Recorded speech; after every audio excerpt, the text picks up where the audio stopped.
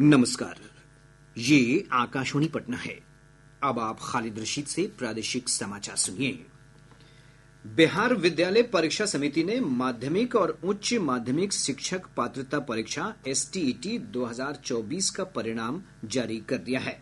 Board के अध्यक्ष आनंद किशोर ने बताया कि परीक्षा में 2,97,747 अभ्यर्थी सफल हुए हैं। श्री किशोर ने कहा कि 9वीं और 10वीं कक्षा के लिए 1,94,697 अभ्यर्थी सफल हुए हैं, जबकि 11वीं और 12वीं कक्षा के लिए आयोजित पात्रता परीक्षा में 1,03,050 अभ्यर्थी उत्तीर्ण हुए हैं। परीक्षा परिणाम बिहार बोर्ड की आधिकारिक वेबसाइट secondary.biharboardonline.com पर देखा जा सकता है। केंद्र सरकार ने कहा है कि आयुष्मान वय वंदन कार्ड योजना के तहत अब तक 70 वर्ष और उससे अधिक आयु के 10 लाख से अधिक वरिष्ठ नागरिकों का नामांकन किया गया है। स्वास्थ्य और परिवार कल्याण मंत्रालय ने कहा है कि अब तक इस योजना के तहत 9 करोड़ रुपए खर्च किए गए, जिससे 70 वर्ष और उससे अधिक आयु के 4,800 से अधिक वरिष्ठ नागरिकों को लाभ हुआ है। ये उपलब्धि प्रधानमंत्री नरेंद्र मोदी द्वारा 29 अक्टूबर को योजना की शुरुआत किए जाने के 3 सप्ताह के भीतर हासिल की गई है। योजना के तहत बुजुर्ग नागरिकों को 5 लाख तक के मुफ्त इलाज की सुविधा दी जाती है।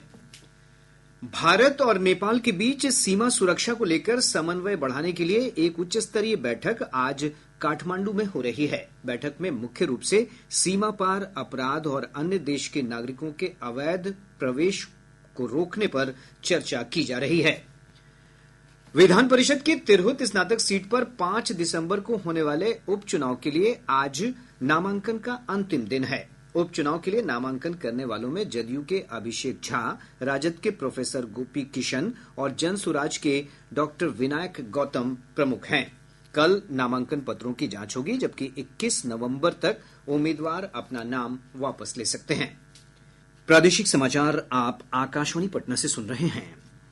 राष्ट्रीय लोक मोर्चा के अध्यक्ष उपेंद्र कुशवाहा ने कहा है कि उनकी पार्टी जमीनी स्तर पर एनडीए को मजबूत करने का काम कर रही है। श्री कुशवाहा ने बिहार यात्रा के चौथे चरण के तहत आज समस्तीपुर में संवाददाताओं से बातचीत में कहा कि आगामी विधानसभा चुनाव में एनडीए गठबंधन की जीत निश्चित है। उन्होंने कहा कि यात्रा के दौरान वे बूथ स्तर पर संगठन को मजबूत करने का प्रयास कर रहे हैं और लोग बड़ी संख्या में रालोमा के सदस्यता अभियान से जुड़ रहे हैं।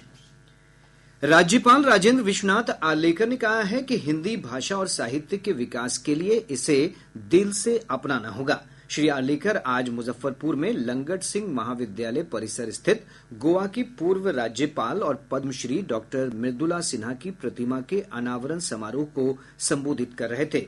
उन्होंने कहा कि डॉक्टर मृदुला सिन्हा ने हिंदी भाषा के उत्थान के लिए काफी प्रयास किया और बिहार की लोक संस्कृति को साहित्य के माध्यम से लोगों के सामने लाया। अरवल जिले के कलेर थाना क्षेत्र अंतर्गत राष्ट्रीय उच्च पथ संख्या 139 पर सूर्य मंदिर के पास एक ट्रक और कार की टक्कर में एक व्यक्ति की मौत हो गई। मुंगेर जिले के हवेली खड़गपुर थाना क्षेत्र अंतर्गत मुंडेरी गांव में अपराधियों की गोलीबारी में 2 युवक गंभीर रूप से घायल हो गए।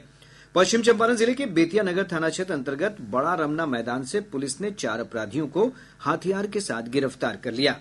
पटना के जिलाधिकारी डॉक्टर चंद्रशेखर सिंह ने आज परिवार नियोजन पखवाड़ा के तहत जागरूकता रथ को हरी झंडी दिखाकर रवाना किया।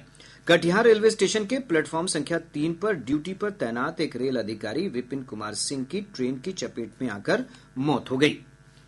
इसके साथ ही आकाशवाणी पटना से प्रसारित प्रादेशिक समाचार का ये अंक समाप्त हुआ।